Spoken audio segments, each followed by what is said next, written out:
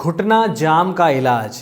क्या है घुटना जाम होना, क्यों हो जाता है घुटना जाम और क्या है इसका सही इलाज। हेलो फ्रेंड्स, मैं doctor Kshitij Soni, shoulder and knee surgeon, Chandni hospital Kota. दोस्तों, आज के वीडियो में हम बात करेंगे घुटना जाम होने के बारे में।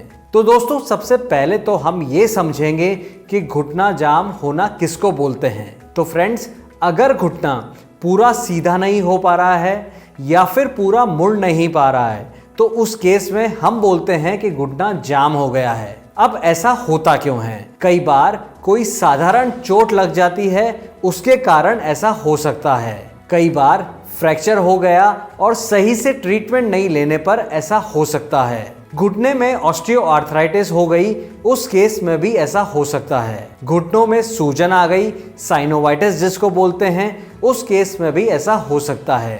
टीबी इन्फेक्शन हो गया, उस केस में भी ऐसा हो सकता है। सर्जरी के बाद, जैसे कि आपकी दूरबीन से सर्जरी हुई है, ACL surgery, PCL surgery, meniscus surgery, joint replacement surgery, या फिर घुटने में प्लेट लगाई गई है सर्जरी करके उस केस में, और फिर सर्जरी के बाद आपकी एक्सरसाइजेज ढंग से नहीं हुई है, उस केस में भी आपका घुटना जाम हो सकता है। दोस्तों, यूजुअली घुटने का जो मूवमेंट है वो 0 to 160 डिग्रीज तक रहता है, लेकिन जब घुटना जाम होता है तो घुटने के अंदर छोटे छोटे रेशे बन जाते हैं, जिसके कारण मूवमेंट जो है वो ब्लॉक होने लगता है। और अगर घुटना पूरा सीधा नहीं हो पा रहा है तो इसको हम एक्सटेंशन ब्लॉक कहते हैं, और अगर पूरा मुड़ नहीं पा रहा है तो इस केस में हम टर्मिनोलॉजी के हिसाब से इसको फ्लेक्शन ब्लॉक कहते हैं।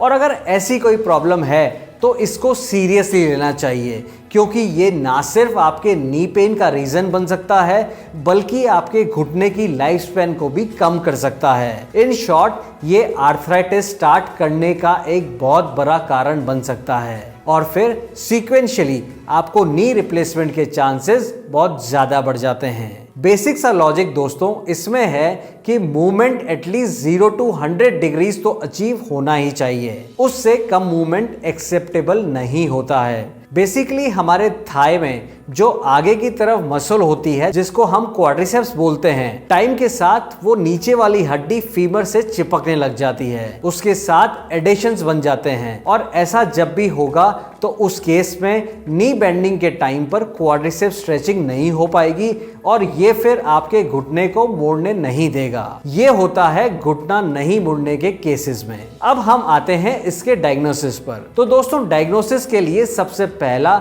इसका एक्सरे करवाया जाता है, और कुछ केसेस में हम एमआरआई करवाते हैं जहां पर हमें जरूरत ज्यादा महसूस होती है। अब इन केस अगर आपकी सर्जरी हुई है और कोई स्टील की प्लेट लगाई गई है तो उस केस में एमआरआई नहीं करवाई जा सकती और एक्सरे ही एंड इन्वेस्टिगेशन रहता है। लेकिन अगर आपको सर्जरी में टाइटेनियम की प्लेट लगाई गई है तो उस केस में एमआरआई करवाई जा सकती है। अब हम आते हैं इसके ट्रीटमेंट के बारे में। ट्रीटमेंट की बात करें तो दो तरह से ट्रीटमेंट मेन होता है। Number 1, first line of treatment in such cases में हमेशा फिजियोथेरेपी होता है, और दूसरा और लास्ट ट्रीटमेंट है सर्जरी। सर्जरी इसमें दो तरह की होती है। नंबर 1 होती है आर्थ्रोस्कोपिक सर्जरी, जिसमें हम घुटने के अंदर दूरबीन से जाते हैं और अंदर जो एडेशंस बने होते हैं, जो रेशे बने होते हैं, हम उनको रिलीज कर सकते हैं। ये मिनिमली इन्वेजिव सर्जरी होती है। इसको हम आर्थ्रोस्कोपिक आर्थ्रोलाइसिस भी बोलते हैं। और कई बार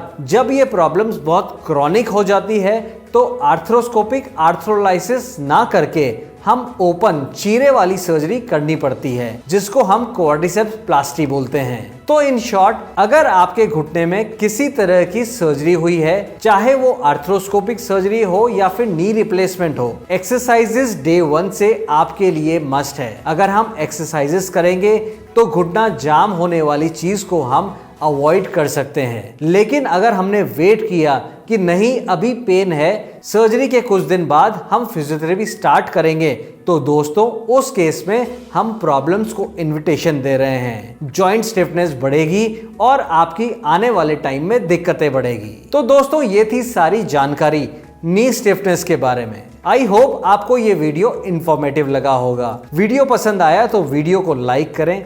इसी तरह के वीडियोस के लिए आप चैनल को सब्सक्राइब कर सकते हैं। Thank you.